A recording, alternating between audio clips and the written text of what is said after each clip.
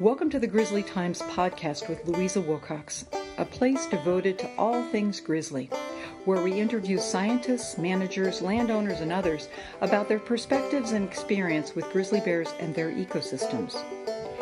This comes at a critical time in the debate about grizzlies, with the recent restoration of endangered species safeguards for the Yellowstone bear, but a new proposal to strip protections for glacier grizzlies, and when warming temperatures and development are transforming the bear's world. We hope that you find the information and views offered here helpful in shaping your own conclusions.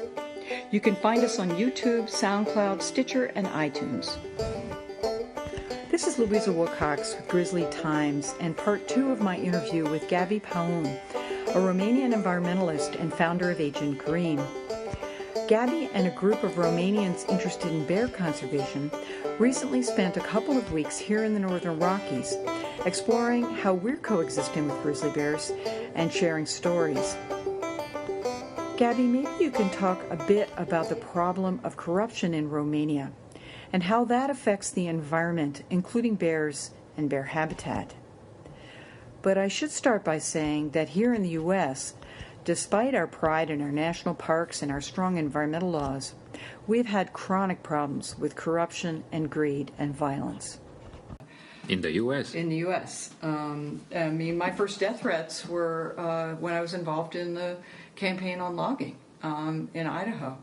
The influence, the political influence of the large corporations is immense out in the West. Obviously it's a problem anywhere you have people, that you've got those forces. How have you dealt with those larger human traits in your work in Romania? Oh, that's a terrible... There's a lot of sad stories that comes to my mind right now. Not sure if I got a question right, but dealing with people when investigating and exposing things in Romania can put you in a very short time in a very dangerous situation. Mm-hmm. I've been kidnapped and beaten. There were several murder attempts against me in the past years. Mm-hmm. Once I didn't thought I would step out alive. It was an ambush deep in the forest somewhere in the Transylvanian Carpathians, where it seems like I was awaited by a bunch of thugs who were performing a construction of micro hydropower plant in a nation in protected areas, right, including in primeval forests. And I was dragged there by some local activists who recognized me, and it was a little bit against my will to go, but I gave up emotions and say I will join them, and it seems like someone had a big mouth, and I found myself in the middle of ambush where we were heavily beaten, and just by chance I managed to find a way to run because I'm non-violent by principle. I don't fight back. So I was basically sitting down like a bag of potatoes and getting punches and kicks even if I was not moving anymore. I think that not even in the worst Hollywood movie I have seen someone getting beaten after he doesn't move anymore.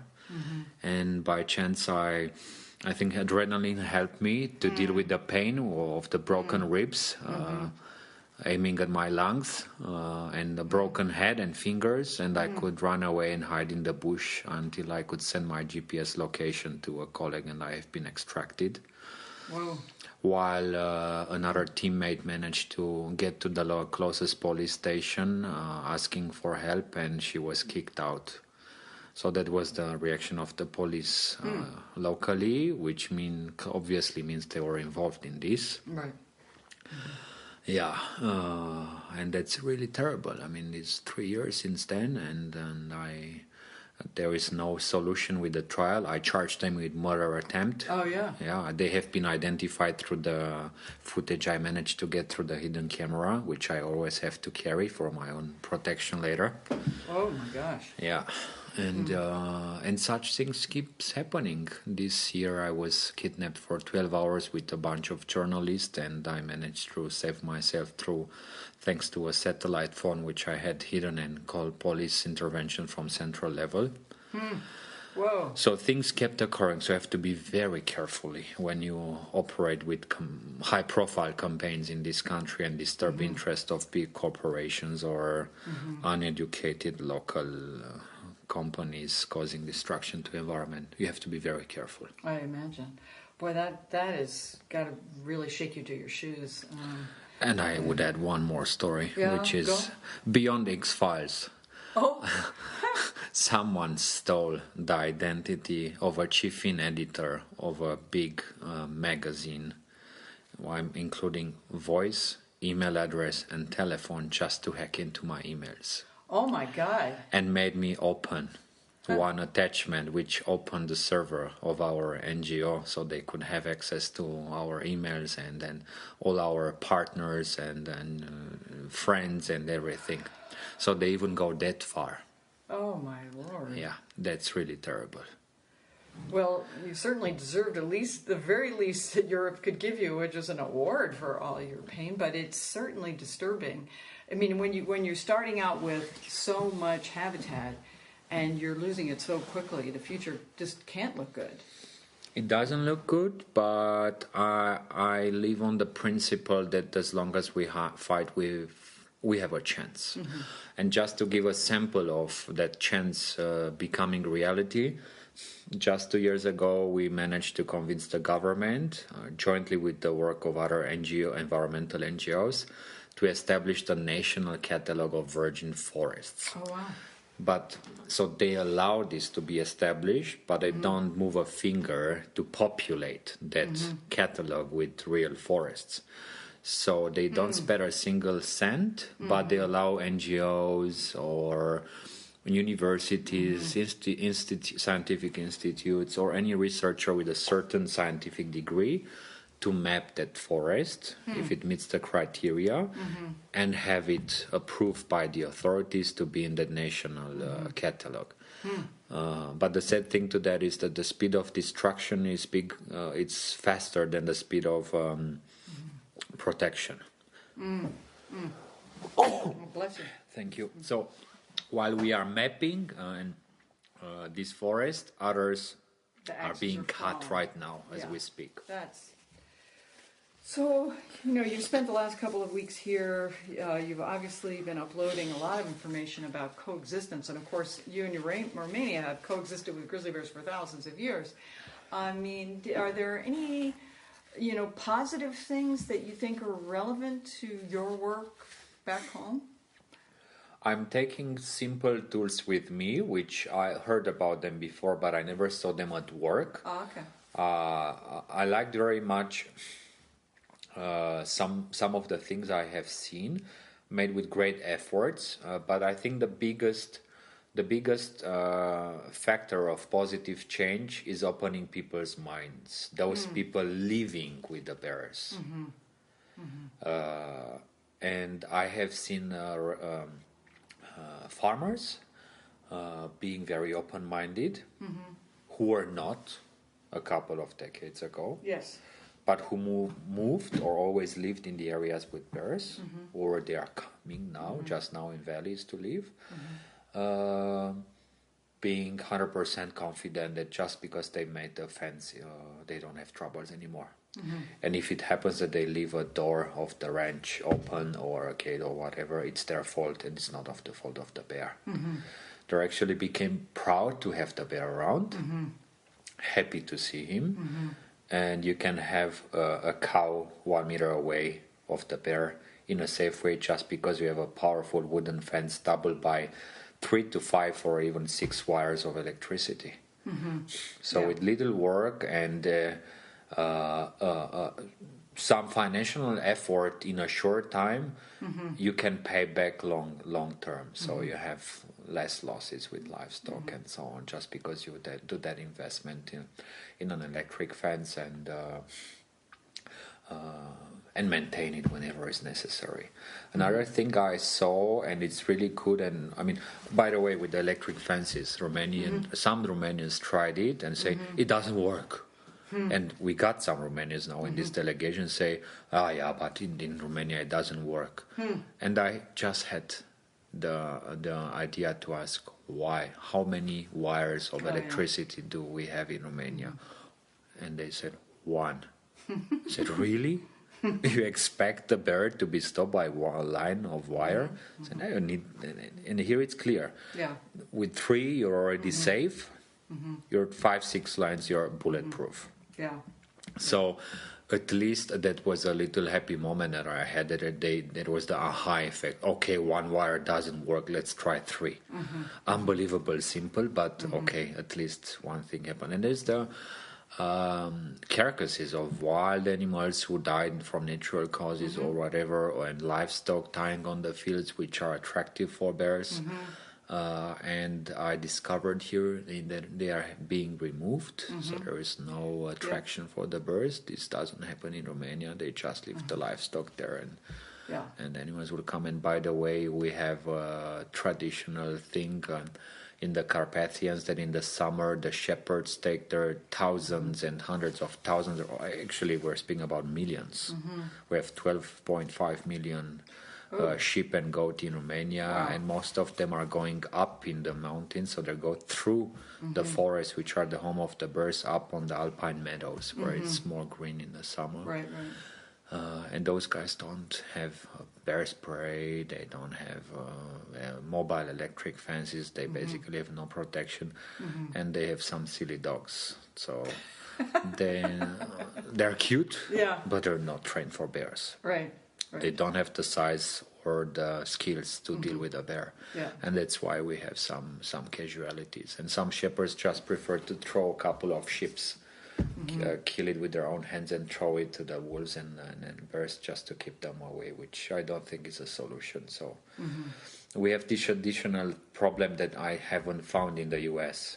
Getting the sheep up or cattle up in the mountains through their habitat. Mostly in the valleys, what I've seen. Yeah, we had, not too many decades ago, a huge sheep problem. And grizzly bears were attracted to these sheep herds, and the herders were always armed, and they would create what we call black holes for bears, where the bear would go in and just wouldn't come out. Nobody was talking, and bears would be dead. Eventually, the Forest Service took advantage of a downturn in the economics of the sheep industry and negotiated with herders to basically move their bands. Wow. That's the only way we were able to solve it, because basically sheep are, candy to a bear on legs, and they're not very bright, and they will just raise hell. So we could not find a solution other than getting rid of the sheep. And it doesn't sound like that will be a very easy solution in Romania. No, it's not. No, it's not. Traditional use and that's another campaign I'm running on a high profile together with Animals International, the animal welfare organization I work for. Romania is the biggest sheep and goat exporter from the European Union. A couple of millions leaves the country every year, and because of that we have to grow more. So that's why the danger does not go away. Yeah, and one thing which I like very much is these bear-proof trash bins. It's such a simple solution. Yeah, it is very simple. And we don't have that. Instead, if you Google Romania bear or Romania bear trash, you immediately find horrible news which people find it entertaining. And there are even tourism developed in touristical areas with bears coming in the city or village to eat trash. Right. And the authorities does nothing. It wasn't too many years ago that we were in exactly that same place, with people taking advantage of dumps to attract bears and make a little money on the side. Hard to imagine that here, but I believe you when I said it was here. I mean, just terrible. A few decades ago. These are dead bears. Yeah, they're totally Sooner dead. or later, a person trying to make a selfie will get killed. And that happens. It does. It will. So, Gaby, one problem that we have in the U.S. with grizzly bears and grizzly bear recovery is their sheer number of people with guns and bad attitudes who are lethal to bears. And I'm curious about your experience in Romania and the tradition of people owning firearms, and to what extent that may be a factor in grizzly bear mortality, and maybe more broadly what the history of trophy hunting has been in Romania and what his role with wildlife management is. Let's start with what I know about the management of the bear in historically. I mean, so far, and then about guns, which I dislike, by the way. I never carry one. I wouldn't. Never. I just don't like guns. There is history of bear populations, most likely since 1960s, when the communists started with the trophy hunting for the dictator. He liked to shoot big bears and big wolves, and nobody else was allowed. So basically, to satisfy the dictator, they left some old-growth forest with some big animals, and they organized feeding stations deep in the wild. So where he was landing in a meadow with a helicopter, walking a little bit to the place, and just shot the big bear. After communism time, the hunting was open for anyone, but organized by the hunting districts. The whole country has been divided in hunting districts, and the manager is the one organizing the hunting sessions. And this is how basically these feeding stations in the middle of the forest have been moved to the outside, so very close to local communities. In many cases, not more than a kilometer away. And imagine what happened when 2 years ago we got a trophy hunting ban. That there was a revenge from the hunting districts to stop feeding the bears in those places. And of course they started to come to the communities, the small ones, like I said earlier, and so on, and starting to cause trouble. In general, only hunters have carry guns. You need to have a license for that. And it's not very common for other kind of people to carry guns in Romania. So that's one significant difference between the US and Romania, the amount of guns. It's really not common to see armed people. Perhaps some pistols for self-defense, but not really this kind of hunting guns. It's not for everyone. It's not a culture, and the law is quite restrictive with that. But poaching does happen, and organized hunting does happen, but not with bears. Poaching with bears, yes. Organized, not, because it's simply not allowed right now. Right. And poaching is an issue which we cannot measure. Nobody knows. Right. We can only say that sometimes we only know when they get busted. Right. Or when I run into the wild during my investigation, or in my private time, I also spend time in forest, and sometimes you bump into a dead body, which obviously carries signs of poaching.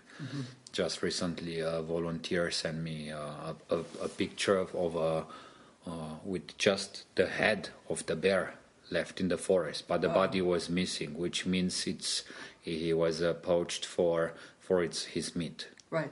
Because this is something that we do have, unfortunately. We have these hunting restaurants in some of the places in the country where they sell sausages or bear steak and things like this. Oh, my. Strangely, this is illegal. I'm a bit surprised, because if it's illegal to hunt bear, how is it legal to sell bear meat? So something is not consistent. Yeah, it's at least bizarre. Huh.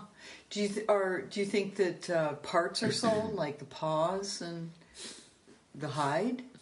There is some culture to sell the paws. It's actually a delicatessen, the bear paw in the restaurants. Really? Yeah, it's really in the menu. It's literally written bear paw. Oh my God. Yeah. Don't ask me how they cook it and things like this. No. I would never know. Well, that would make you a vegetarian. I'm actually 99% vegan. Right. When I don't have a choice, when I'm traveling, I can be a vegetarian. Right. So the fact that you don't have so many guns in Romania is somewhat of a hopeful note that even though poaching occurs, that it's probably not too common. It sounds like the bigger problem is sheer loss of habitat. It is the loss of habitat, but also revenge by local communities, which are instigated by the trophy hunting industry, is a big problem we have right now. Once in a while, we hear in the media about poison bears and things like these, catched in traps or just killed by local people who are simply afraid, who were not afraid before, but they heard something, they are afraid, and they want to kill the bears, not knowing that this is criminal law. And in some cases, I heard they are even buried because they know it would be criminal law, and if they are getting busted, then they are in legal trouble. Whoa. So it's some practices which we don't have evidence for, but we hear many people that talking about this. Well, the trophy hunting lobby is strong and wealthy, worldwide, and it doesn't surprise me that they would be organizing retribution against bears to get their way. Yeah. Yes, to be honest, I'm surprised that in the 21st century such kind of sick passions are still allowed and they are subject of discussion. I think the world of the future we are looking at should not include killing for pleasure. Yes, I mean, obviously, with the debate over Yellowstone grizzly bears and grizzly bears generally in the U.S., there's been overwhelming opposition in recent years. The last decade, I've not seen what we're seeing now, which is people saying, enough. You don't need to kill a bear or a wolf for your ego. You just don't need to do it. They have a hard enough time. So that seems to be prevailing, and I'm sure that in the back of the mind of the judge had an effect, that he didn't rule on the appropriateness of trophy hunting per se, but he restored protection. So I think in our lifetime we're going to see the end of legal trophy hunting, whether the Chinese are out there poaching bears for selling their gall or what have you, or bear parts. I think that probably will or the continue. bear pile in Vietnam and all those things. Yeah, the bear pile. That is outrageous. Yeah. But I think this is really hope-giving, the recent judge decision here for Yellowstone, and also in Romania, those trophy hunters who used to post all those pictures next to the freshly shot bear, they're afraid to do it. The society is challenging this kind of attitude very hard. And they have been heavily persecuted by the public for posting such pictures. So this doesn't really happen too often anymore. It's actually a shame to post a picture of yourself with the trophy. So they know there's a general negative perception about that, and the public condemns that very hard. So assuming you have kids one day, what do you hope that they grow up with in Romania? What do you think that they will see? What's your hope for the future? Wow, what a tough question. I'm 41 and I never found a chance. I think I'm not one of those who is good at working and having a family. Some manage to do so. I haven't. I'm married with my work and I live for it, and I like to think that people who I inspire are my children. But I'm still open to it, and regardless if they will be my own children or those people I inspired, I don't want to enter into a cliche right now, but I think that it's our duty, and the future generations deserve to have a quality life. And a quality life does not mean a poor nature. And by poor nature, I think we should give them at least some primeval forests. We should give them the chance to see a bear not in a zoo or in a museum, but out there in nature. Same with the wolves, same with all the other animals. So we have to pass on the nature in the status that, at least in the status if it's now. and to gain a bit more wilderness. Yeah. Well, wilderness is capable of being restored if we let it over a long enough period of time. It's a matter of restraint, I think. Yeah, there is a lot of projects around the world, also in Europe. It's rewilding Europe, looking at some millions of hectares of degraded agriculture land or abandoned meadows and bushlands and things like this. I think it's a beautiful project, and we need more of that, because at the moment, US is big, Europe is tiny. It looks like the whole Europe looks like it's still smaller than United States, and each country looks like a state of the US. So there's a lot of stress on the land, and there's very little wilderness left. And I think we really in Europe have to look very, very carefully how we take care of our land if we want to see any nature in the future. Current law is not enough. Yes. We have this European network of protected areas called Natura 2000. It was a good idea in the beginning, but different member states interpret it in different ways. And in the end, exploitation of resources prevail, and nature conservation not so much. It was meant to have a sort of a corridor, or at least stepping stones between areas of wilderness, but it doesn't work so far. Yeah. But to have a bit of optimism, we have the wolf back in some areas. That's wonderful. We're doing not so good with the bear, but at least the wolf is returning into some countries. And of course, it's again this like